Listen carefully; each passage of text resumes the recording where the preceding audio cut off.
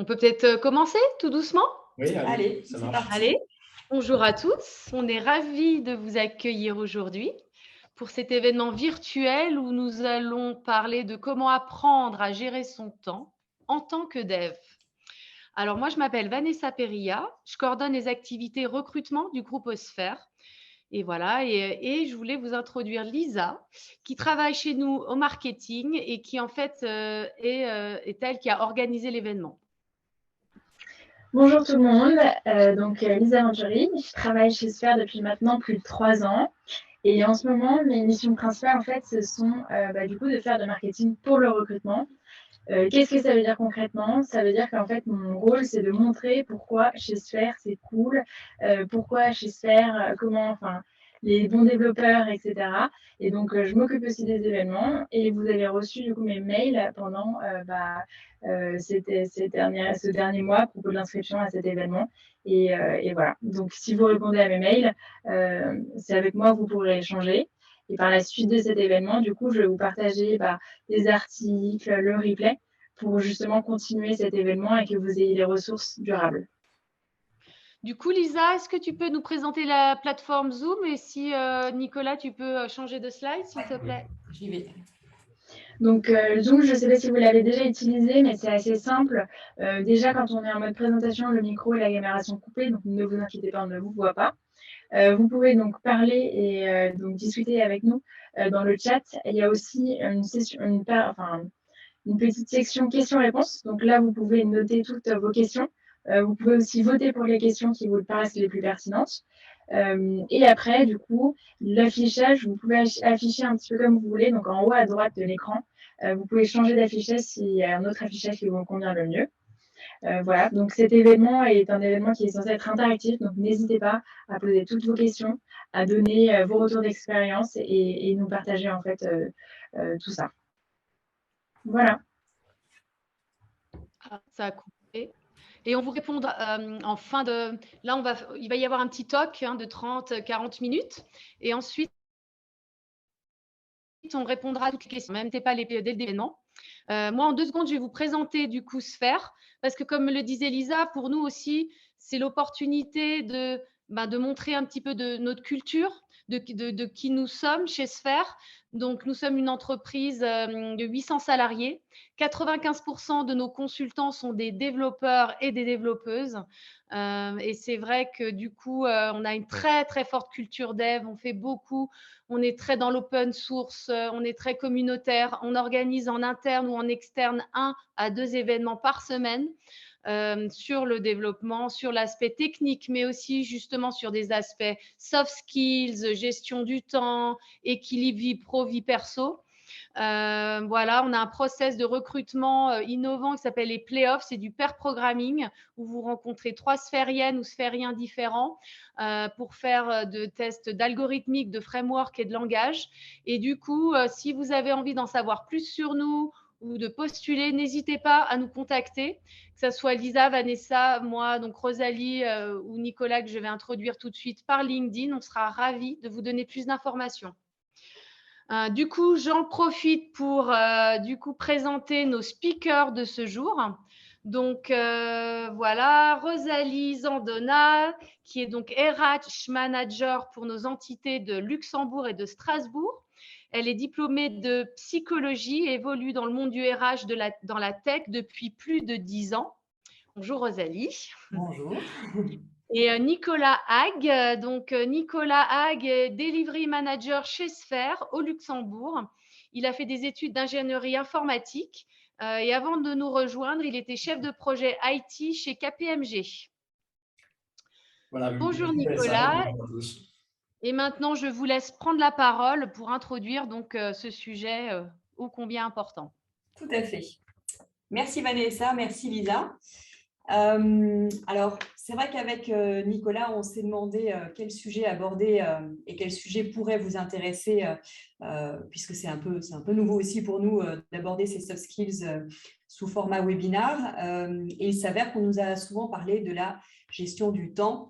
Et je pense que c'est d'autant plus vrai aujourd'hui puisqu'on est dans un monde qui évolue assez vite. On a quand même vécu des années assez compliquées, en particulier avec le Covid, donc tout ce qui a trait au télétravail, travail sur site, comment s'organiser entre vie professionnelle, vie privée. Et effectivement, je pense que c'est peut-être plus facile pour certains que pour d'autres de s'organiser dans son quotidien. Et donc voilà, on a quelques collaborateurs, voire même nous-mêmes, qui avons parfois un peu plus de mal sur certaines journées, certaines périodes. Et puis, ça peut apporter de la frustration, ça peut apporter un mal-être ou un stress. Et c'est vrai que de temps en temps, ça devient important de se rappeler qu'il y a des outils qui existent, il y a des choses qui existent. Et c'est la raison pour laquelle on s'est penché sur ce sujet avec Nicolas aujourd'hui. Oui, je pense qu'au final, ça nous arrivait tous, un jour ou l'autre, d'avoir un peu la boule au ventre en arrivant au boulot le matin ou en allant se coucher, en ayant du mal d'ailleurs à dormir.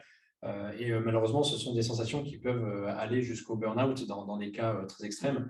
Et on le sait, on le voit, hein, ça arrive de plus en plus fréquemment ces derniers temps, puisque ça coïncide avec le retour au travail progressif. Alors, certains sont beaucoup plus en avance que d'autres sur ce retour au travail. Mais malheureusement, c'est une période un peu charnière où beaucoup de personnes se retrouvent avec beaucoup moins de temps disponible qu'avant et se retrouvent obligées de mieux prioriser, hiérarchiser ces tâches s'il ne veut pas finir en burn-out. Donc le but aujourd'hui, c'est qu'on va vous présenter comment vous organiser en fait, de manière générale pour essayer de mieux gérer votre temps. On a six conseils actionnables immédiatement qu'on va vous présenter. Et je vous propose qu'on commence maintenant. On démarre tout de suite, sachant que la liste n'est pas exhaustive, hein, comme on le disait avec Nicolas, parce qu'on aurait pu aborder beaucoup de thématiques, mais on a privilégié celle-ci en tout cas. Mais on pourra évidemment en discuter au travers des questions-réponses via le chat, donc n'hésitez pas. Tout à fait. Voilà. Je vais commencer. La première étape, c'est prioriser ses tâches. Qu'est-ce que ça veut dire, hein? Prioriser, c'est simplement réussir à créer le plus de valeur en un minimum de temps possible, tout en réussissant à rester quand même un minimum flexible, puisque vous savez aussi bien que moi que notre journée, on a beau la planifier tout autant qu'on veut, il y aura forcément des imprévus, il y aura forcément des urgences, il faut réussir aussi à les intégrer dans sa journée.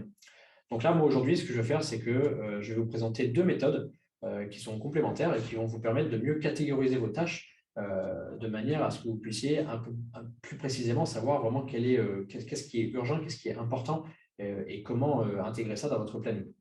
Donc, la première méthode qu'on va voir, c'est une matrice dont le nom vient d'un ancien président américain. Et pour bien commencer, pour voir si vous êtes bien réveillé, pour rendre ça un peu plus interactif, je vous propose un quiz. Premier quiz relativement simple, et puis ça va être un peu plus dur par la suite, ne vous inquiétez pas. Vous pouvez répondre directement dans le chat. La question, elle s'affiche. Hein. Quel président américain donc, a donné ce nom à une matrice de gestion des priorités? Est-ce que c'est Lincoln? Est-ce que c'est Truman? Est-ce que c'est Eisenhower? Ou bien est-ce que c'est Trump? Alors, il y a beaucoup de réponses C de ce qu'on peut voir. Beaucoup de réponses C, effectivement, oui. Okay. Je vous laisse encore quelques secondes pour répondre, peut-être.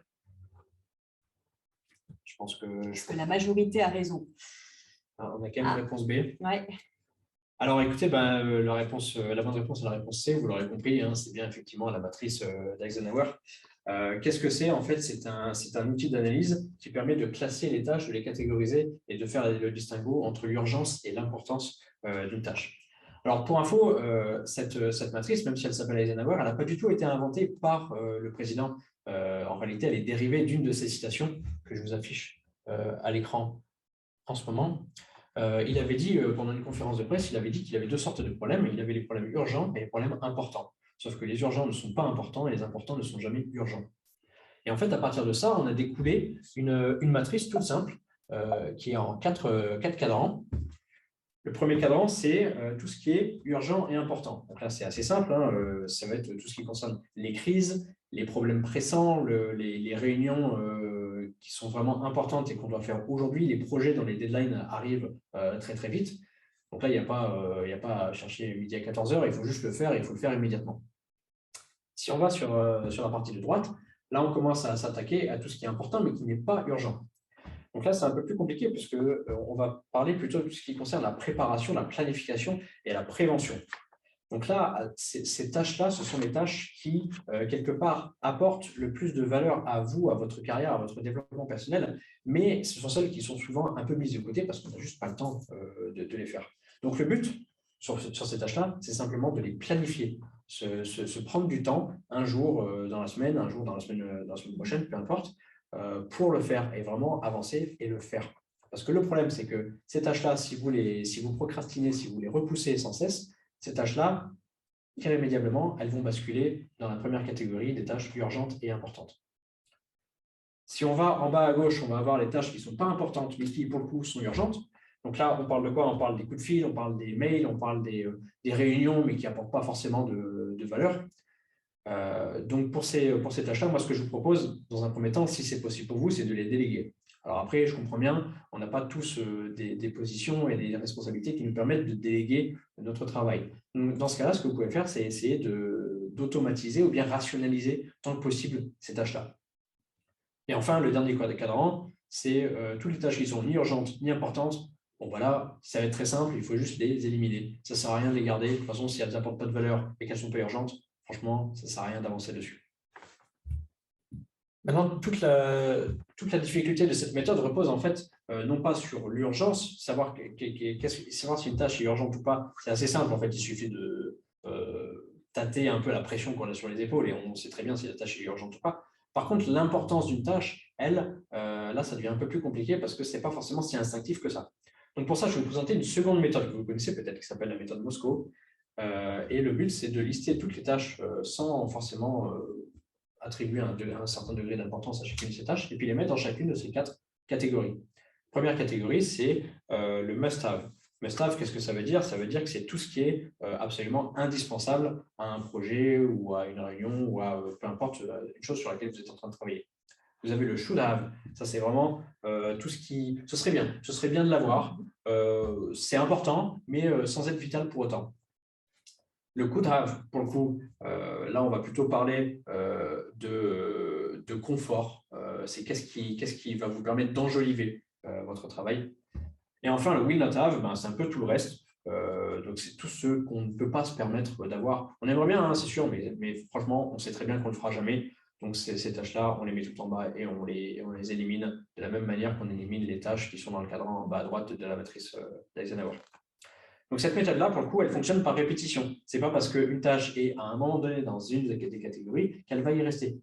Là, ce qui est important, c'est de faire ça de manière un peu itérative, un peu comme on pourrait voir sur des méthodes agiles, par exemple, et de toujours redéfinir la place des tâches dans cette matrice, on pourrait dire. Cette mise à jour régulière, en fait, elle avance, ces tâches avancent dans cette matrice en fonction de ce qui se passe en fait autour de vous, ça veut dire en fonction de l'avancée de votre projet, en fonction des imprévus, en fonction des redéfinitions de certains de vos projets. C'est des choses qui arrivent tous les jours. Et il ne faut pas se dire que ce que vous mettez dans cette matrice-là, c'est gravé dans le marbre. Il n'y a pas de problème. Je vous incite au contraire à le faire de manière assez régulière. Voilà, ça, ce sont 2 méthodes que je vous ai présentées du coup pour apprendre à prioriser vos tâches. Donc, ces méthodes sont absolument complémentaires. Hein. Le but, ce n'est pas de faire l'une ou l'autre, c'est vraiment de faire les deux si vous en avez le temps, en tout cas. Mais si vous voulez vraiment arriver à délivrer le plus de valeur possible, c'est ça qui est important. Donc, pour rappel, Eisenhower, c'est vraiment pour arbitrer entre les tâches urgentes et importantes. Et Moscow, c'est vraiment pour définir ce qui est vital et éliminer le superflu.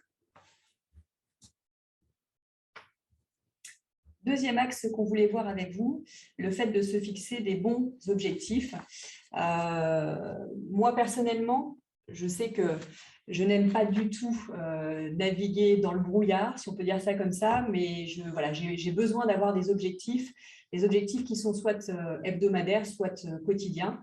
Mais en tout cas, j'ai besoin d'avoir de la visibilité et surtout de bien définir mes objectifs. La manière dont je m'organise est la suivante. Souvent, je me fixe des objectifs sur la semaine, sur toute la semaine dans mon agenda. Et tous les soirs, systématiquement, je vais revoir les priorités et redéfinir correctement les objectifs du lendemain.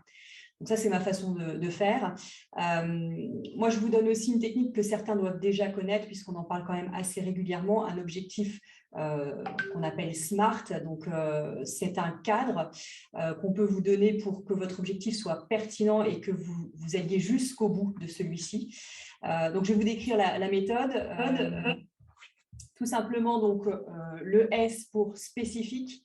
c'est-à-dire que l'objectif doit être bien détaillé et surtout compréhensible de tous. Ça peut paraître très simple, mais c'est la base pour avancer correctement. Le M pour mesurable, c'est-à-dire qu'il faut qu'on ait une notion de fréquence, de volume, de quantité. C'est ce qui va nous permettre en fait de nous voir évoluer par rapport à l'objectif, de savoir où est-ce qu'on en est exactement et quand est-ce qu'on va donc pouvoir atteindre l'objectif. Le A pour atteignable, voire même ambitieux. C'est bien de se fixer un objectif qui soit ambitieux, je trouve, dans le sens où on va pouvoir, grâce à cela, se dépasser et être davantage motivé, en tout cas, à minima, dépasser ce qu'on s'est fixé et aller un petit peu plus loin par rapport à ce qu'on est capable de faire. Toutefois, petit bémol quand même, je dis atteignable également, puisque si vous vous fixez un objectif qui est trop ambitieux, vous risquez de vous frustrer en ne l'atteignant pas. Donc, il faut avoir conscience de ses compétences et de ses limites aussi, et parfois peut-être aussi diviser un gros objectif en objectifs plus simples ou en sous-objectifs, où on va en tout cas gravir les étapes les unes après les autres pour pouvoir atteindre l'objectif global. Pour vous donner un objectif, une idée dans le monde du développement, si vous voulez devenir certifié sur Google, sur Google ou sur Azure, peu importe, l'idée, ce n'est pas de commencer par une certification expert, mais plutôt sur les fondamentales pour ensuite évoluer vers de l'expertise. Ça semble très basique ce que je vous dis, mais voilà, c'est un exemple assez clair pour comprendre la démarche. Le R ensuite pour un objectif réaliste, c'est-à-dire qu'il faut se donner des moyens de s'assurer que l'objectif va être atteint, donc des moyens en termes financiers, en termes de temps. Ça, c'est important aussi de le définir en amont pour voir si on a la capacité d'atteindre l'objectif, s'il est réalisable réellement ou pas. Et enfin, le T, que moi j'utilise beaucoup, la temporalité, très important aussi parce que se fixer un objectif, c'est bien, mais si on n'a pas de deadline, pour moi, c'est un objectif qui n'aboutira soit de jamais, soit de vraiment quand on en aura envie. Du coup, il y a un fort risque. Moi, mes objectifs sont toujours accompagnés d'une deadline. Et quand je dis deadline, ce n'est pas une deadline type ce serait bien que j'atteigne cet objectif-là fin d'année, mais plutôt une deadline très concrète en disant voilà, le 25 décembre, il faut que cet objectif soit réalisé. Donc voilà, pour moi, c'est le plus important, la temporalité. Alors, cette méthode-là, elle n'est pas à appliquer à la lettre, si on peut dire ça comme ça. Ça donne le cadre, en tout cas. Donc, il n'est pas obligé de définir chaque objectif qu'on a en fonction de chacune de ces spécificités que je viens de vous expliquer. Moi, personnellement, très rapidement, sur les tâches que j'ai à faire au quotidien, c'est simplement une tâche qui est spécifique parce que je la détaille très clairement. Et ensuite, je passe à la temporalité la majorité du temps. Si c'est un objectif plus ambitieux, plus important, évidemment, je vais peut-être me servir des autres axes dont je viens de vous parler, mais à vous de choisir ce qui est réellement utilisable pour votre objectif. Parfois, on parle aussi d'objectifs smarter, donc on rajoute 2 lettres, le E et le R. Vous en entendrez peut-être parler. Le E, c'est pour la partie éthique, donc à savoir est-ce que l'objectif est bien en lien avec la stratégie de l'entreprise, parce que c'est bien de vouloir faire des choses, mais si ça n'a pas de lien avec ce que souhaite l'entreprise, l'objectif n'a pas lieu d'être. Est-ce que ça ne met pas à défaut certaines personnes dans votre service ou éventuellement vous-même, donc le E de éthique. Et enfin, le R pour réfléchi, puisque, alors là, ça paraît très basique, mais pour le coup, parfois, ça vaut le coup de s'asseoir 2 minutes et de réfléchir à l'objectif qu'on se fixe, parce que, comme on a pu le voir aussi tout à l'heure, peut-être que l'objectif n'a pas lieu d'être ou finalement n'est pas si important que ça. Et donc, du coup, voilà, autant l'éliminer d'office. Voilà, j'ajouterai juste à cette méthode une notion d'envie et de motivation. En ce qui me concerne, je sais que je suis beaucoup plus créative le matin. Donc, typiquement, si mon objectif est de rédiger ce webinaire, justement, je vais plutôt le construire le matin. Parce que je sais que voilà, je serai plus en capacité de le faire que l'après-midi où là, je vais plutôt m'organiser et réaliser des tâches ou des objectifs qui sont plus administratifs ou qui me demandent moins de réfléchir. Donc, soyez attentifs à votre façon d'être et essayez de vous organiser en fonction parce que là, c'est sûr que ça fonctionnera encore mieux. Voilà pour cette partie. Merci Rosalie. Ce que tu viens de dire à la fin, ça fait une super transition, puisque justement maintenant on va parler de planifier son quotidien. Donc pour ça, je vais vous présenter, mais plutôt vous dire qu'aujourd'hui, vous avez à disposition deux outils que tout le monde connaît, qui sont d'un côté votre agenda, donc c'est ce que vous utilisez pour noter tout ce qui doit être fait dans un horaire, un bloc de temps en tout cas bien défini, et votre to-do list. On connaît tous, on sait tous ce que c'est qu'une to-do list.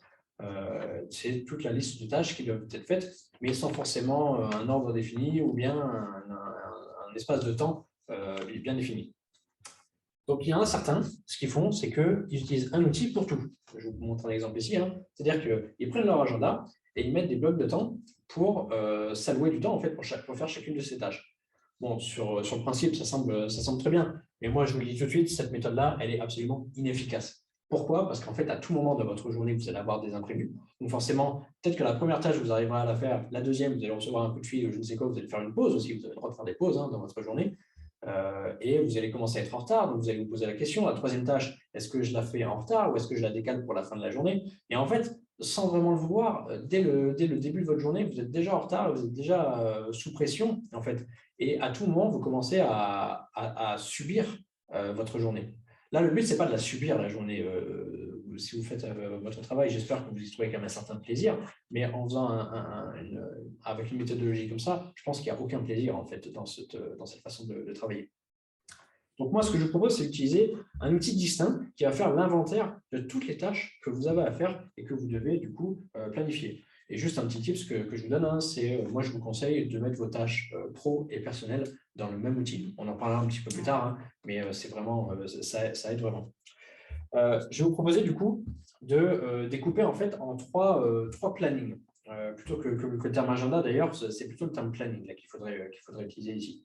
C'est-à-dire que d'abord, je vous demande d'avoir une vue mensuelle. C'est-à-dire que ce que je veux ici, c'est que vous preniez un petit peu de hauteur, un petit peu de recul et que vous soyez moins sur la pression de l'immédiat pour vraiment réfléchir à quels sont vos objectifs, c'est ce que Rosalie vous a raconté tout à l'heure, mais aussi à quelles sont les tâches grosses mailles que vous devez accomplir sur le mois qui commence.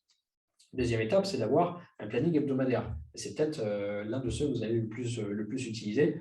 Donc, c'est pareil, le but, c'est juste d'avoir une échelle de temps un peu plus réduite et de le mettre à jour une fois par semaine, typiquement le vendredi soir avant de quitter le boulot ou bien le dimanche soir avant de reprendre le boulot. Vous prenez juste 5 minutes pour vous dire, bon, voilà, qu'est-ce que j'ai à faire cette semaine? Quels sont mes objectifs pour chacun de ces jours-là? Et enfin, le troisième planning, c'est le planning quotidien. Donc, c'est celui que vous allez regarder le plus souvent, en fait, parce que c'est ça votre véritable tout. C'est ça, c'est le planning quotidien. Le but, c'est d'essayer de limiter le nombre de tâches que vous allez faire par jour. Moi, le conseil que moi je vous donne, c'est d'essayer de ne pas faire plus de 5 tâches importantes par jour. Pourquoi 5 et pourquoi pas 10? Parce qu'en fait, simplement, je pense qu'il est plus important de réaliser 5 tâches, mais de bien les faire, plutôt qu'en faire 10 ou 15, mais qui apportent un peu moins de valeur et qui sont peut-être un peu bâclés parce qu'on avait envie de les terminer avant d'aller se coucher le soir. Ce que je vous conseille, c'est dans votre agenda quotidien, essayez de planifier à peu près 60% de votre temps. Ce que je veux dire par là, c'est que quand vous allez noter une tâche, vous avez en tête une certaine idée de combien de temps est-ce que ça va vous prendre. Même si ce n'est pas du tout précis, vous avez quand même une certaine idée. L'objectif, c'est que toutes ces tâches-là ne remplissent pas 100% de votre journée de travail. Sinon, vous n'allez pas y arriver parce qu'on le sait très bien qu'il y a des imprévus. On sait très bien que vous allez prendre des pauses, que vous allez parfois manquer un peu de concentration et juste regarder votre écran sans rien faire. Ça arrive à tous, il n'y a pas de honte à avoir. Et puis aussi simplement la fatigue accumulée en fin de journée, comme l'a dit Rosalie, ça dépend des gens, mais souvent en fin de journée, on est quand même un peu moins efficace qu'en début de journée. Ce que je vous propose, c'est du coup de fixer votre agenda quotidien la veille pour le lendemain. C'est-à-dire le soir, avant de partir, comme vous pouvez faire pour l'agenda hebdomadaire, juste avant de partir, vous prenez 5 minutes pour vous dire, OK, qu'est-ce que je vais faire demain? Ça va vous permettre à la fois de déconnecter, c'est-à-dire que vous pouvez rentrer chez vous en ayant beaucoup moins de charge mentale parce que vous savez très bien ce que vous allez faire. Ça va vous permettre aussi de rendre des problèmes qui semblent absolument insolubles beaucoup plus abordables parce qu'après une nuit de sommeil, souvent on se rend compte qu'en fait nos problèmes n'étaient pas si gros que ça. Et c'est le moment aussi où vous allez reporter les tâches que vous n'avez pas eu le temps de finir. Là aussi, il n'y a pas de stress. Hein. Si à la fin de votre journée, il reste des éléments sur votre to-do, ce n'est pas grave. Vous avez le droit de les reporter au lendemain ou à une date ultérieure. Par contre, ce que je vais vous demander de faire, c'est de reconsidérer les tâches que vous avez reportées plus de 3 fois. Là, il faut vraiment se poser la question. Si vous l'avez reportée plus de 3 fois, c'est qu'il y a vraiment une raison. Donc, soit cette tâche-là, vous devez absolument la faire. Et dans ce cas-là, moi, ce que je vous propose, c'est de la faire directement dès le lendemain, première chose, dès que vous arrivez au travail. Ou bien, vous l'éliminez. Pas de regret, on se retourne pas, on l'élimine. Je vais, en parlant de ça, tiens d'ailleurs, je vous parle d'une méthode. Il y a un auteur canadien qui s'appelle Brian Tracy qui a dit que le matin, en arrivant au travail, la meilleure chose à faire, c'était d'avaler un animal. Mais à votre avis, c'est lequel? Est-ce que c'est un crapaud? Est-ce que c'est un éléphant? Est-ce que c'est un poulpe? Ou bien est-ce que c'est une licorne? Pareil, je vous laisse répondre dans le chat pour voir un peu ce que vous en pensez. Je crois que le poulpe m'écœurerait plus qu'autre chose. Parce que le crapaud, non. Beaucoup, non, mais le poulpe plus, j'avoue. Alors, on a A, B, on a une licorne aussi. Dur la licorne. Hein. Éléphant, c'est un peu plus... vous avez un peu plus de mal à converger vers une réponse. Ouais. Hein. Je vous l'avais dit que ce serait de plus en plus compliqué. La réponse D, évidemment, ça c'est Guillaume. Oui, Guillaume et les licornes. J'arrête le stress, hein, c'est la réponse A. En réalité, c'est un crapaud. Alors, pas de panique, hein, le but, ce n'est pas de réellement manger un animal, c'est bien une métaphore ici dont on parle. Ce que veut dire Brian Tracy ici, c'est qu'il considère que le crapaud, c'est une tâche particulièrement ingrate et quelque chose que vous n'avez pas envie de faire, quelque chose de complètement rebutant. Il vous conseille de commencer votre journée par attaquer, par finir en fait cette tâche, de manière à être ensuite beaucoup plus soulagé et aussi de manière à ce que toutes les autres tâches aient l'air en comparaison beaucoup plus simples et beaucoup plus agréables. Alors pour la petite histoire, hein, cette expression-là, avaler un crapaud, elle vient d'une citation de Mark Twain, que je vous affiche maintenant, qui avait dit que si la première chose que vous faites chaque matin, c'est de manger une grenouille vivante, alors vous pouvez poursuivre votre journée avec la satisfaction de savoir qu'il s'agit très probablement de la pire chose qui va vous arriver de toute la journée. On l'espère. En tout cas, je vous le souhaite. Hein. Donc, si vous n'arrivez pas à trouver ce que c'est, moi, ce que je vous conseille, c'est simplement de vous demander en fait ce qui vous fait le plus peur. On a tous des peurs, il n'y a pas de problème, il n'y a pas de honte. Hein. Mais souvent, on se lève le matin, on se dit franchement, j'ai peur de faire cette tâche-là. Ben, si c'est le cas, c'est celle-ci. Ça, c'est votre crapaud. Et je vous conseille de le faire dès maintenant, parce que dans les faits, on se rend compte que très souvent, les tâches qui nous font le plus peur, c'est celles qu'on a le plus besoin de faire. Voilà, je laisse la place à vos avis. Je suis d'accord avec toi, en tout cas. Alors, on passe à le fait d'apprendre à se concentrer, qui peut être intéressant, effectivement, pour gérer son temps. On dit souvent que le secret de la réussite est la concentration, réside dans la concentration, là où l'ennemi du succès réside dans la dispersion. Donc, ça paraît assez logique, mais c'est là-dessus que je veux en venir. Et je vais donc vous proposer, puisque c'est le premier axe que je vais développer sur cette thématique, un quiz également. Donc, la Fédération française d'athlétisme considère l'écoute de la musique comme, réponse A, plutôt un somnifère, et donc l'interdit depuis 2016 avant les courses officielles, ou alors réponse B, plutôt comme une forme de dopage, donc l'inverse, et donc l'interdit depuis 2016. Alors, à votre avis, l'écoute de la musique. B. Ok, beaucoup de B, effectivement. Ouais. Aucun. Effectivement. Il y a une bonne réponse. Réponse C, d'accord, très bien. Ok, donc effectivement, on est sur la réponse B. La musique a été considérée ou est toujours considérée comme une forme de dopage dans les courses et c'est pour ça qu'elle n'est pas autorisée. Donc bien joué pour la totalité quasiment des personnes qui ont répondu.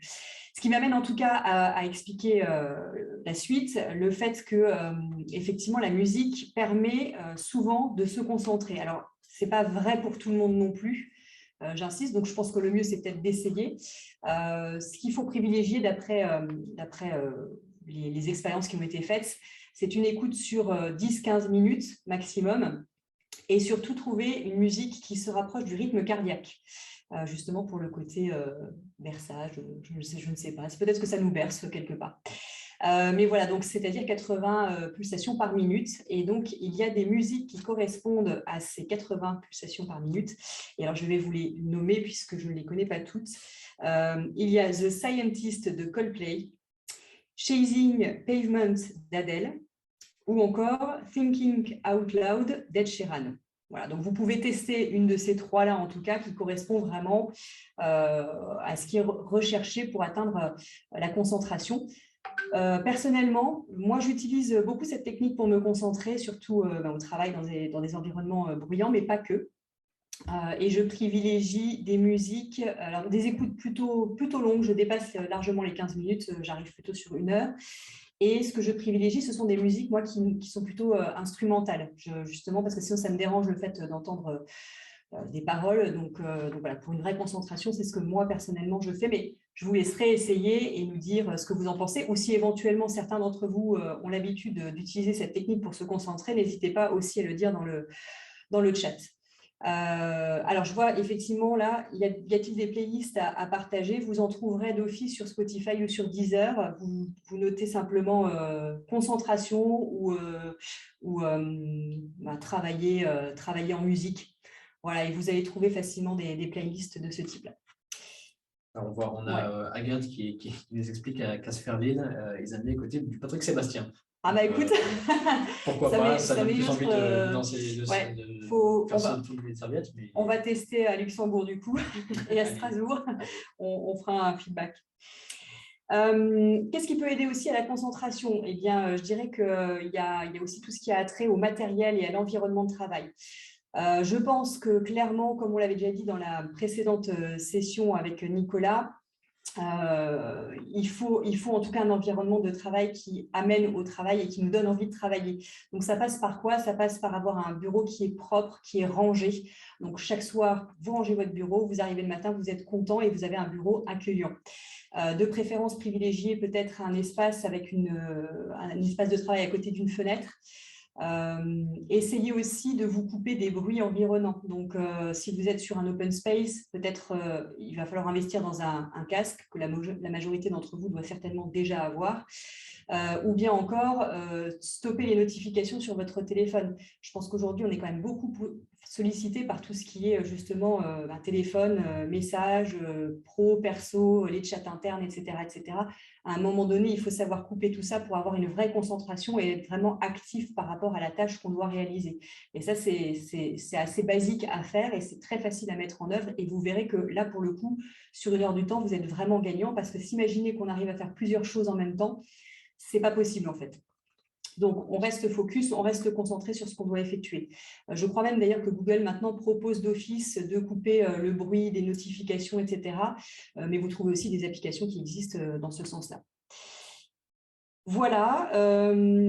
Aussi, encore une méthode pour se concentrer. Alors, je vais peut-être vous mettre la slide. Il y a la technique dite Pomodoro. Donc, je pense que certains d'entre vous doivent la connaître puisqu'elle est issue du milieu du développement, du milieu informatique. Je ne sais pas si ça parle à certains, cette méthode-là. Vous pouvez le noter également. Si certains même l'utilisent, n'hésitez pas à partager votre expérience. Vous savez ce que ça veut dire Pomodoro? Ça peut être un quiz. On n'a pas fait de quiz pour cette partie-là, donc on fait en live. Ça veut dire quoi en italien, Pomodoro, pour vous? Peut-être des Italiens connectés. Si. Ok, très bien. C'est beaucoup trop simple pour vous. Voilà. Donc ça, c'est une technique de gestion du temps qui a été développée par Francesco Cirillo depuis, je ne sais pas si je prononce bien, mais voilà. Mais en tout cas, voilà, ça existe depuis un certain temps puisque c'est arrivé en 1980 dans ces eaux-là. L'idée, c'est de se dire qu'on va donc effectivement s'équiper d'un minuteur et qu'on va suivre les 5 étapes que vous voyez sur la slide devant vous. Dans l'idée, donc, on décide d'une tâche qu'on doit effectuer. Ensuite, on règle le minuteur sur 25 minutes et donc on reste focus sur la tâche à réaliser sur ces 25 minutes-là.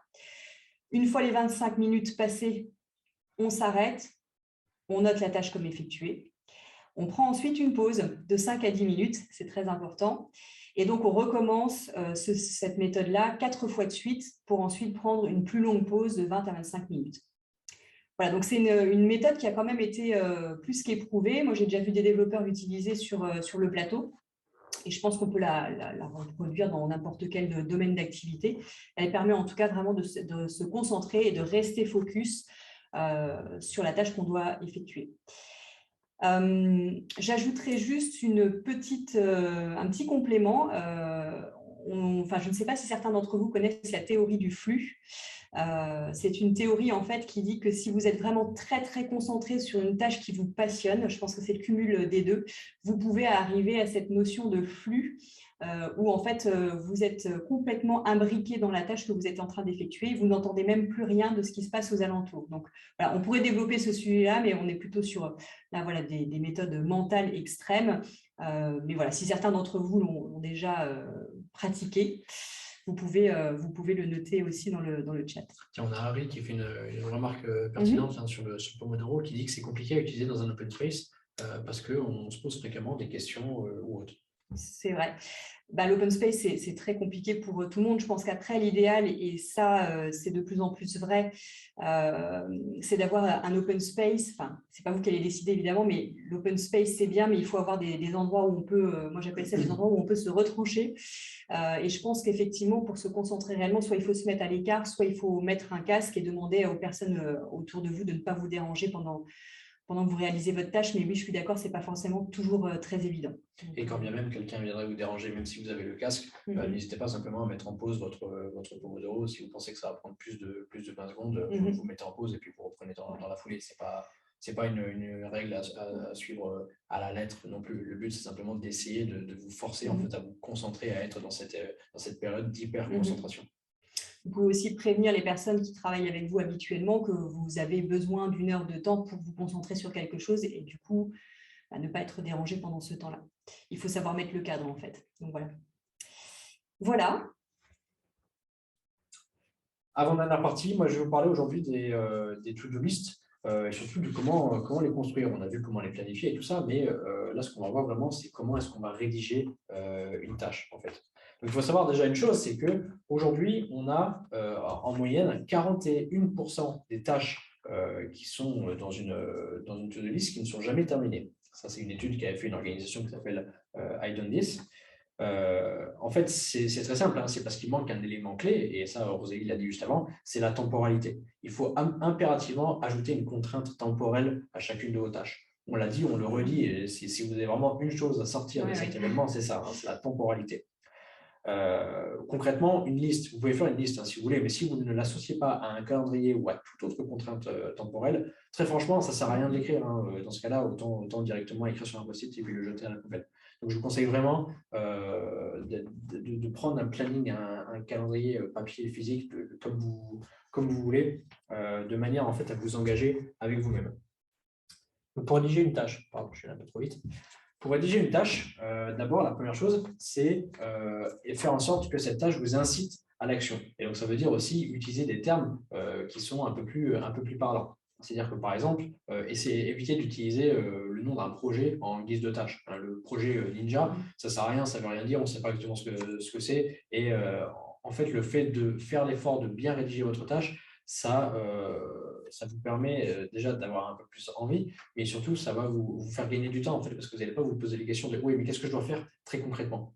Donc là, plutôt qu'avancer sur le projet Ninja, écrivez plutôt, je ne sais pas moi, rédiger la documentation de la user story 42, par exemple. Ensuite, pour écrire une tâche, c'est intéressant de réutiliser ce qu'on a vu juste avant avec Rosalie, les objectifs SMART. Et là, je pense notamment au S, au R et au T. Donc le spécifique, le réalisable et le temporel. Temporel, encore une fois, on en revient toujours. Ce sont les 3 éléments clés auxquels il faut absolument penser quand vous rédigez une nouvelle tâche.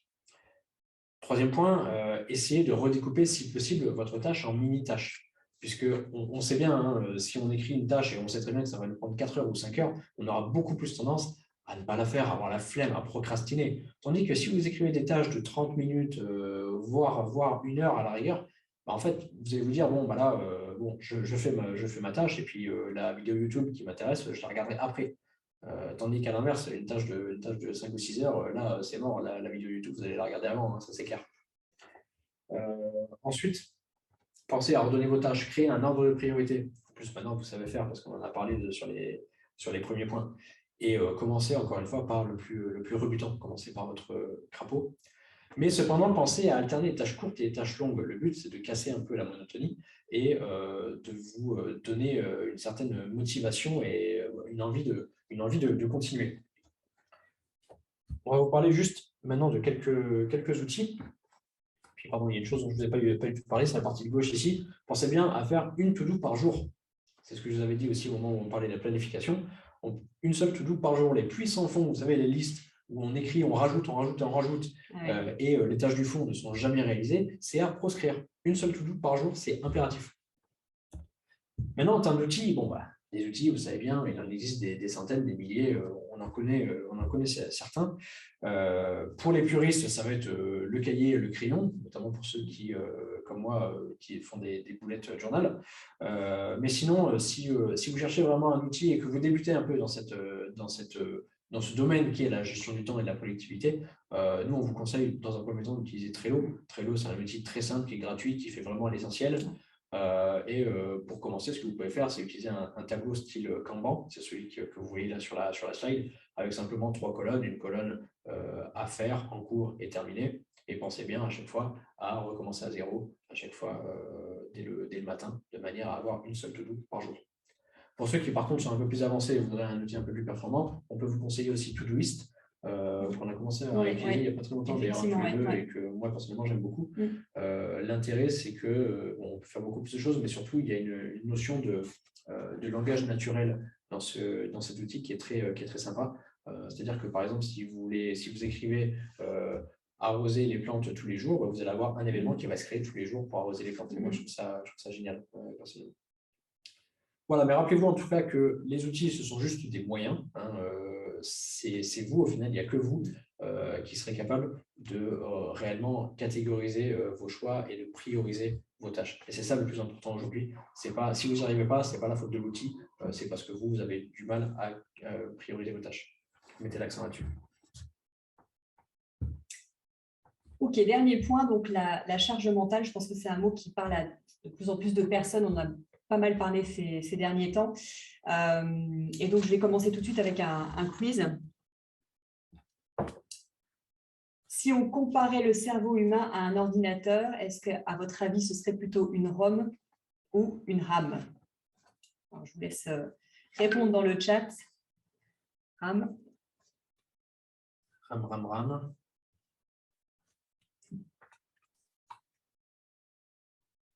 Ok. Je crois qu'il y a une forte tendance. On a un consensus, hein. On a un consensus, effectivement.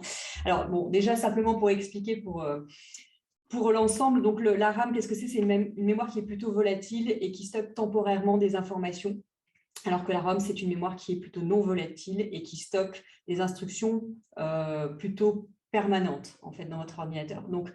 Donc finalement, il faudrait que le cerveau soit plutôt utilisé comme une ROM, dans le sens où l'idée, c'est de ne pas le surcharger. D'accord? Donc, c'est ça qu'on va regarder juste maintenant. Et surtout, peut-être première chose, comment savoir qu'on a une charge mentale qui est trop importante? Parce que ce n'est pas toujours facilement identifiable, mais il y a des petites choses qui peuvent quand même vous aiguiller. Déjà, je dirais, souvent, ça s'accompagne d'une grosse fatigue. Donc, si vous vous levez le matin déjà en étant fatigué, si vous avez des pensées plutôt négatives, si tout au long de la journée, vous avez du mal, si le soir, en rentrant, vous avez l'impression d'avoir un poids sur les épaules, que vous n'arrivez pas non plus à vous déconnecter alors que vous êtes en famille et que c'est censé être un moment agréable. Voilà, si aussi peut-être vous êtes de plus en plus irritable, si voilà, vous êtes vraiment, vous avez l'impression que vous n'arrivez plus à faire plusieurs choses en même temps, là, on peut parler vraiment d'une charge mentale qui est certainement trop importante et je vous conseille vivement d'agir parce qu'à un moment donné, on risque d'être noyé. Alors qu'il y a des choses assez simples à réaliser qui peuvent déjà vous aider. Donc, la première chose, c'est peut-être les identifier et pour ensuite se dire qu'on a une charge mentale pour pouvoir agir derrière. Qu'est-ce qu'on peut faire concrètement pour s'aider sur le sujet?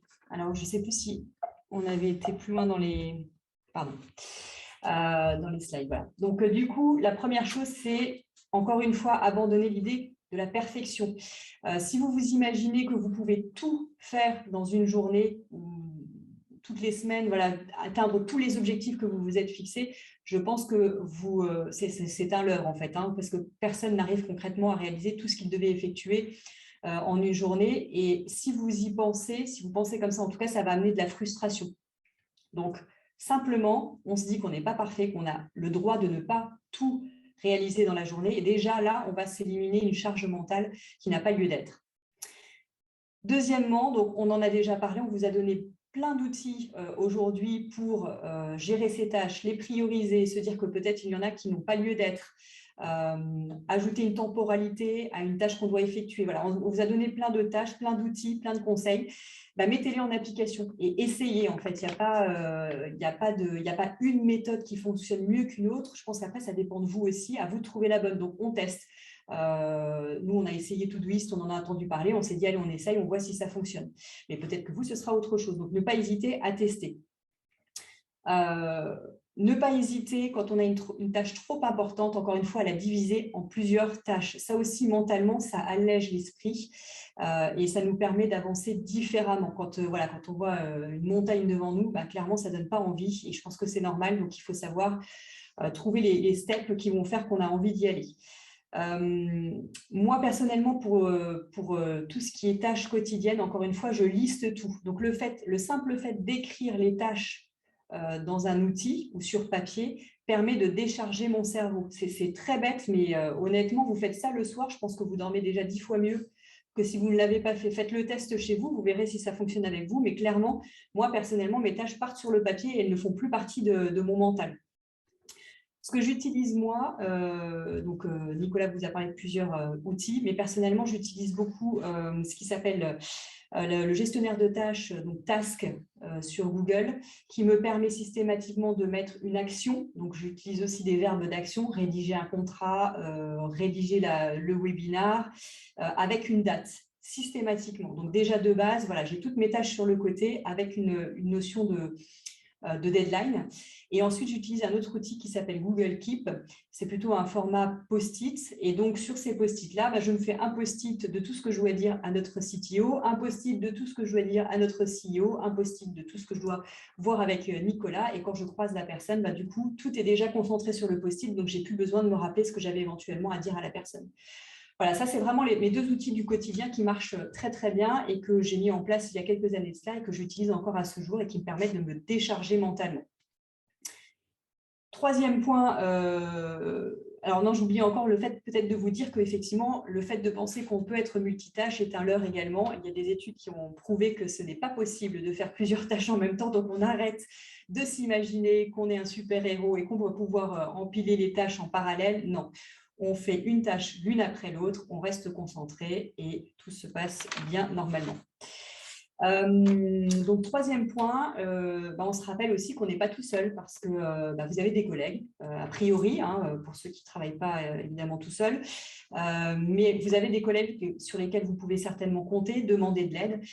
Et en tout cas, si ce n'est pas le cas, n'hésitez pas aussi à aller voir votre manager et à lui expliquer qu'il y a une charge de travail trop importante peut-être et qu'il va falloir réfléchir à mieux s'organiser, réfléchir à prioriser certaines choses. Donc, vous avez le droit d'aller voir votre manager pour lui en parler et je pense que d'ailleurs, il faut le faire, tout comme il faut apprendre à dire non. Donc ça pourrait faire même l'objet encore une fois d'un autre webinaire parce que là, ce n'est pas toujours évident, on n'est pas tous câblés pour être strict sur certaines choses qu'on ne devrait pas faire ou qu'on n'a pas le temps de faire. Mais voilà, donc il faudrait pouvoir savoir dire non de temps en temps. Donc voilà. Et enfin, dernier point, penser à soi. Alors, penser à soi, ça veut dire quoi? Tout simplement prendre des pauses, savoir prendre des pauses. Alors, encore une fois, on a l'impression qu'en prenant une pause, on va pouvoir moins en faire. Eh bien, je pense vraiment qu'il faut essayer parce que vous serez peut-être assez surpris de voir qu'en prenant des pauses, au contraire, vous rechargez vos batteries pour ensuite, en tout cas, mieux délivrer, être plus productif. Donc, c'est nécessaire. Et ces pauses-là, à mon sens, elles doivent être hors écran. Donc, c'est plutôt prendre un café avec des collègues, aller faire le tour de son quartier, même si ça prend un quart d'heure, 20 minutes, sincèrement, vous allez revenir à votre bureau ensuite et vous verrez que vous serez 2 fois plus performant. Pardon. Donc, ça vaut vraiment le coup d'essayer. J'insiste là-dessus parce que c'est très bête et encore une fois, on a plutôt l'impression de perdre du temps sur le moment, mais je vous assure que c'est plutôt l'inverse. Donc, voilà. Et encore une fois, dans le penser à soi, c'est aussi se rappeler que voilà, on est comme on est. Et à un moment donné, on essaye de faire au mieux. Et à un moment donné, la journée s'achève et il faut savoir s'arrêter, prendre soin de soi, prendre soin de sa famille, passer du temps, encore une fois, avec ceux qu'on apprécie. Des amis, ses enfants, et être connecté réellement dans le moment présent. Ça ne sert à rien d'anticiper la journée du lendemain et ça ne sert à rien de ressasser le passé non plus. Donc ça aussi, ça pourrait faire l'objet d'un autre webinaire. Mais l'idée, c'est plutôt de vivre le moment présent. Donc à un moment donné, on n'a pas réussi à faire tout ce qu'on pouvait faire. Eh bien, tant pis, on lâche l'affaire. On se prend un moment de plaisir, on passe à la suite et demain est un autre jour. Voilà. Ce sont donc les six conseils qu'on a trouvés pour vous. Évidemment, ils sont pas exhaustifs. Hein. C'est un sujet dont on pourrait parler pendant des heures et des heures. Comme a dit Rosalie, de toute façon, il y a plein de sujets. Annexes, Complètement annexes. On aurait pu parler effectivement de comment savoir dire non. On aurait pu parler de comment trier ses fichiers, trier ses emails. Il y a plein de manières en fait de gagner en productivité. Là, on a vraiment juste touché la surface ici. Mais n'hésitez pas aussi à nous dire dans le chat s'il y a des éléments dont vous voudriez entendre parler un peu plus, que ce soit sur la productivité ou même sur des sujets complètement différents, tant que ça reste un petit peu du développement personnel et des soft skills. Dites-nous, n'hésitez pas, nous on est toujours à l'affût de nouveaux sujets qui pourraient vous intéresser, donc je vous en prie, n'hésitez pas à nous dire. Et tiens, Nicolas, d'ailleurs, là, tu as dit savoir comment dire non, tu as 2-3 conseils à donner à ce sujet?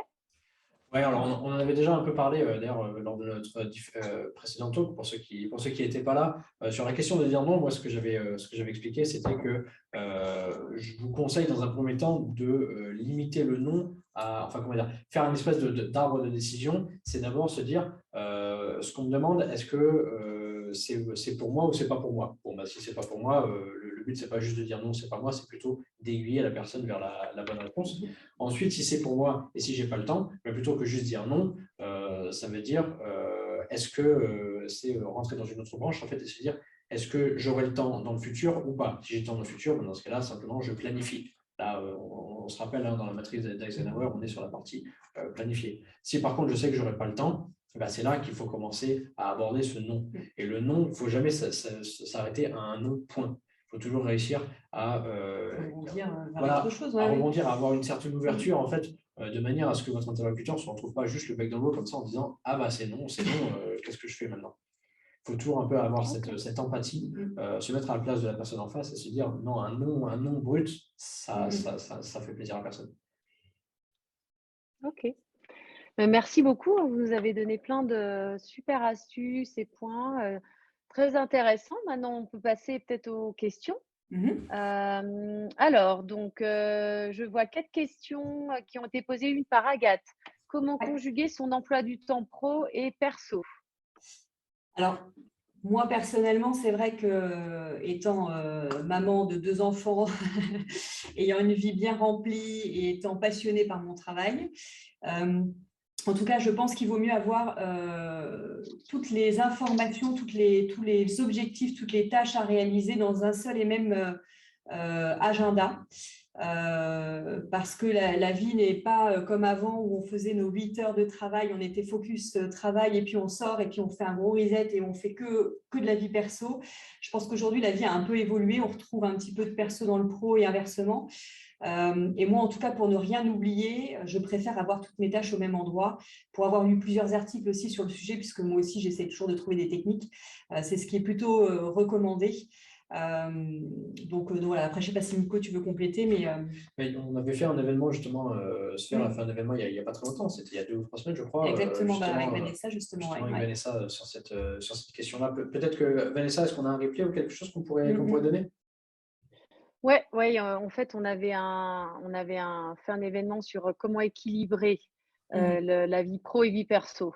Mais du coup, dans ce qu'on disait aussi, c'est que c'est ça qui est compliqué aujourd'hui, c'est que tout se mélange. Donc, du coup, c'est important aussi des fois de se mettre vraiment des plages horaires importantes où on va vraiment faire une pause déj ou on va se prendre 1 heure dans le matin ou l'après-midi pour aller faire une activité autre, etc. Donc, c'est justement tout l'art aussi de ne pas empiéter. Mais sur sphere.com, si vous allez dans replay, vous avez un replay pour cet événement. Ouais. Et Elisa l'a partagé dans le chat. Je vois qu'il y a un Eric qui, dans le chat, a dit comment organiser son temps quand on débute en tant que dev. Donc là, j'imagine aussi, c'est vraiment sur la pratique pure du développement. Si éventuellement, vous pouvez… Alors, je pense que ça dépend certainement aussi des entreprises, parce que quand on débute, c'est bien d'être encadré, mais je pense que tout le monde n'a pas cette chance-là d'être encadré. Le mieux, c'est de savoir comment… Enfin, moi, je fais souvent le comparatif avec un terrain de foot. Déjà, il faut comprendre quel est le cadre, c'est-à-dire quel est le terrain dans lequel on joue, pour ensuite pouvoir avoir sa propre autonomie. Mais le cadre, le terrain de foot, c'est à l'entreprise de le définir. Donc voilà, donc j'espère en tout cas que cette personne a cette chance d'avoir un cadre à minima défini. Mais ensuite, je pense que le mieux, mais Nico pourra certainement en parler mieux que moi, puisque c'est lui qui encadre pas mal de personnes sur la factory, et il encadre également tous nos stagiaires, donc qui sont jeunes encore. Mais je pense que l'idéal, c'est vraiment de savoir…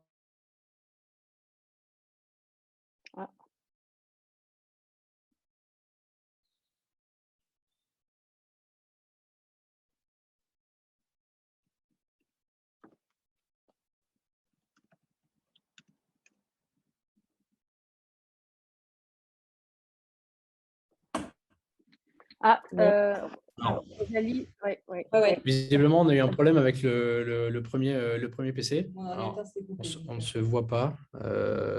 Où est-ce qu'on est? Je vais faire comme ça. Ouais.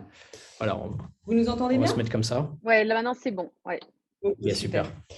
Donc, je pense que l'idéal, c'est comme on le disait tout à l'heure, c'est de ne pas naviguer à vue, de ne pas naviguer dans le brouillard. Il faut définir des objectifs. Si on veut avancer, c'est ça la priorité. L'entreprise, elle attend des résultats.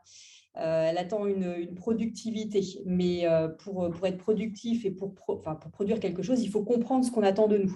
Donc, c'est très important pour un débutant, je pense, de bien cerner les attentes. Donc, ça peut être des très gros objectifs, mais encore une fois, peut-être subdivisé pour que ce soit des choses atteignables et revues quotidiennement avec le manager, en l'occurrence. Mais après, Nico, voilà, encore une fois, je te laisse peut-être en parler.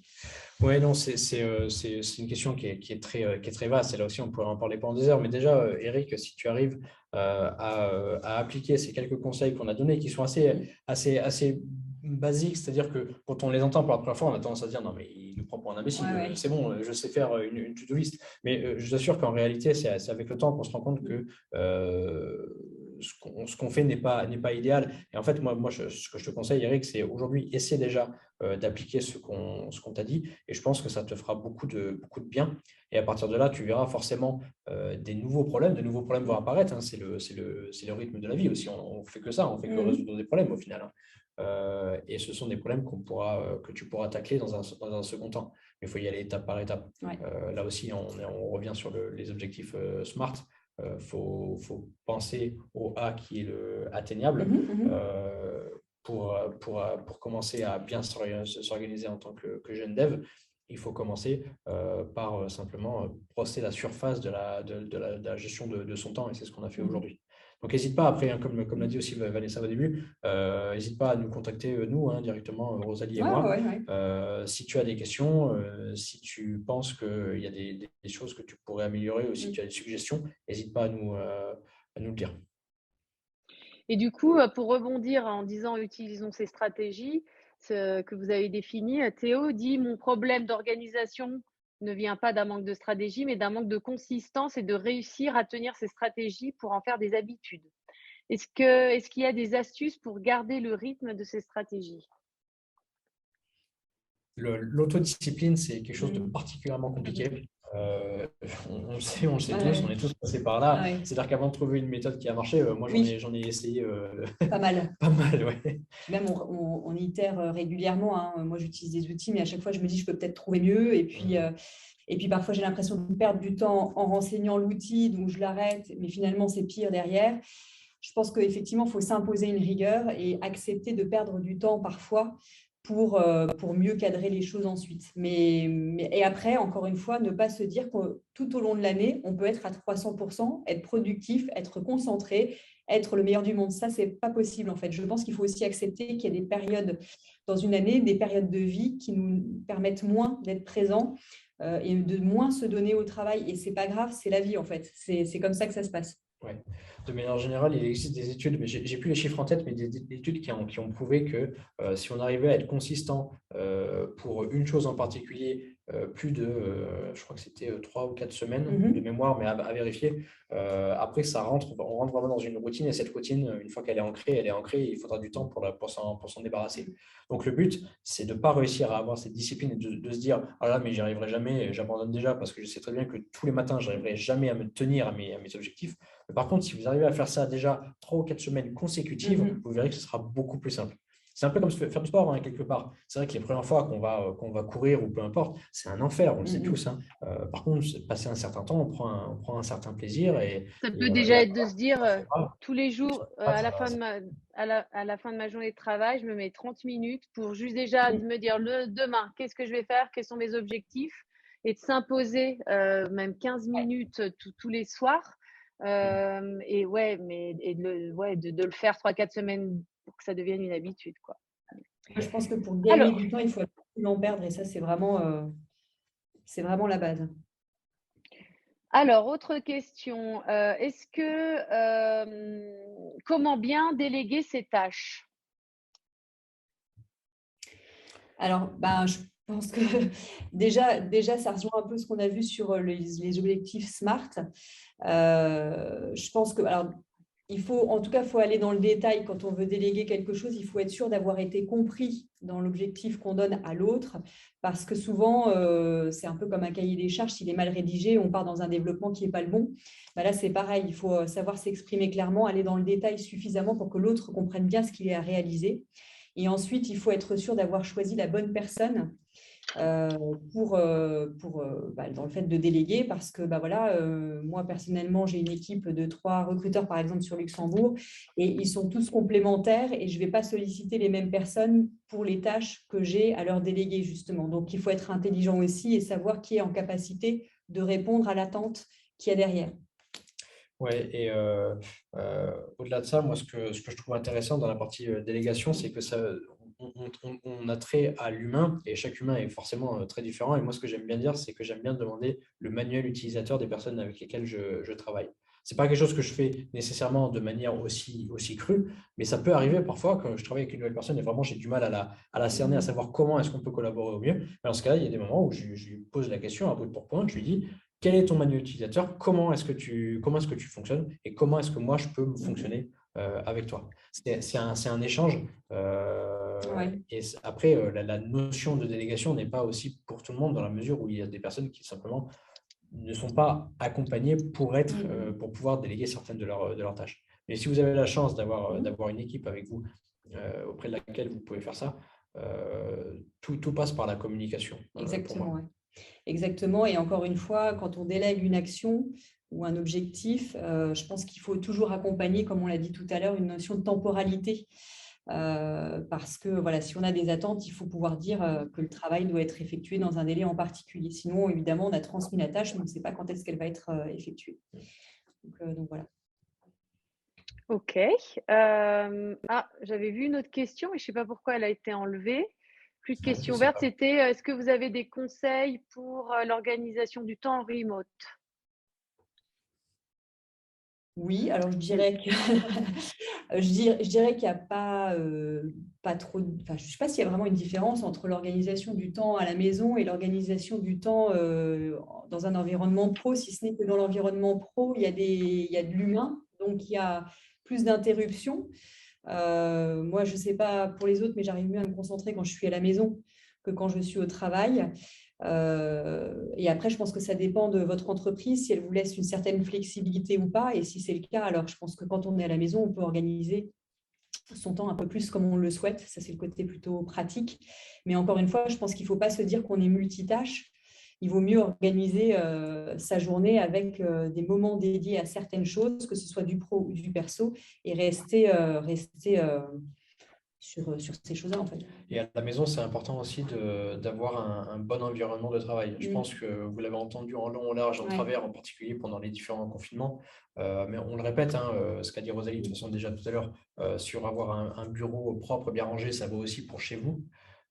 Si vous avez la chance de vivre dans un appartement ou une maison relativement grande, essayez de dédier une pièce ou en tout cas un coin de pièce spécifiquement au boulot. Évitez de travailler dans votre chambre et encore pire, évitez de travailler dans votre lit. Ça, c'est vraiment la chose à ne pas faire. Et si vous avez des enfants ou des personnes qui vous entourent, essayez de fixer certaines limites et de leur expliquer qu'il y a certains moments dans la journée où papa, maman doit travailler et il faut nous laisser un peu tranquille. Toi qui émerge, je pense que ça t'arrive un peu comme ça. Voilà, c'est pas toujours évident à gérer, mais effectivement, je pense que ça s'explique bien et c'est encore une fois une histoire de communication finalement. Donc voilà. Mais après, que ce soit à la maison ou au travail, je pense que la journée doit… Les objectifs sont toujours là, les tâches à effectuer sont toujours là, donc finalement, ça reste un peu la même chose. Ouais. Et Lisa a mis un guide qu'elle avait rédigé il y a un certain temps pour le travail en remote. Je vous invite à le consulter. Tout à fait. Et une dernière question, du coup, avant qu'on arrête, que j'ai vue ouverte et qui n'est plus là, mais c'était, est-ce qu'on doit mettre dans notre to-do list les choses perso? Moi, oui, je pense que oui, vraiment. Oui. C'est le but de plein de méthodes. Il y a même des méthodes dont on n'a pas parlé. Une méthode qui m'intéresse beaucoup, moi, c'est le GTG, le Getting Things Done, GTD, pardon, qui consiste notamment à la première étape, c'est d'avoir une boîte de réception qui récupère toutes les choses à faire, tous les mails, c'est une boîte de réception virtuelle. On ne parle pas d'une boîte de réception d'un email, mais un entonnoir en fait qui récupère absolument tout ce qu'on doit traiter dans le futur. Et la première notion de cette première étape, c'est d'avoir toutes les sources dans une seule et même boîte de réception, y compris pro et perso. Donc oui, là, la question… et je me demande si d'ailleurs, il n'y a pas dans Todoist la possibilité de réaliser une liste de tâches perso, une liste de tâches pro et de fusionner les deux. Je crois qu'il y a cette possibilité-là qui, moi, m'intéressait vivement parce que c'est vrai que c'est toujours un peu compliqué d'avoir les deux imbriqués. Mais finalement, avec ce système-là, c'est nous qui pouvons choisir. Donc, à vérifier. C'est ce que dit Théo, avec les labels, effectivement, on peut… Voilà, ça, c'est super. C'est l'idéal pour moi parce qu'après, pro ou perso, en fait, c'est votre vie, c'est votre quotidien. Et votre journée, c'est vous. Ce n'est pas juste le boulot ou juste le perso. Donc voilà. Donc, si on veut vraiment réaliser ce qu'on a à faire dans une journée, mettre une lessive en route, rédiger un contrat, enfin bref, peu importe, ça fait partie de votre journée à vous. Donc, moi, j'aime bien avoir les deux imbriqués dedans. C'est dans la version payante, mais je ne suis pas d'accord. Moi, j'ai la version gratuite et j'ai les labels. Et sous Notion aussi, le même principe de label. Effectivement, on n'a pas parlé de Notion. Je connais des gens qui l'utilisent et c'est un outil qui est vraiment extrêmement complet, qui est peut-être un peu difficile à aborder au début, mais on peut faire énormément de choses avec Notion. Je vous conseille de regarder aussi si vous êtes déjà assez avancé sur ces questions-là. Ouais, puis comme on parle de la gestion du temps, on va essayer de rester dans le timing qu'on avait pour l'événement. Oui, parce qu'on parle, mais… En tout cas, c'était top. Je vois que de toute façon, en plus, on a répondu à toutes les questions. Merci beaucoup, Rosalie, Nicolas, pour aussi tout le temps de préparation que vous avez mis à cœur de présenter tous les supports. Merci aussi à toutes les personnes qui ont participé, qui ont posé des questions. Et puis, à bientôt alors. À très bientôt, avec plaisir. Bonne journée. Bon appétit, au revoir. Merci.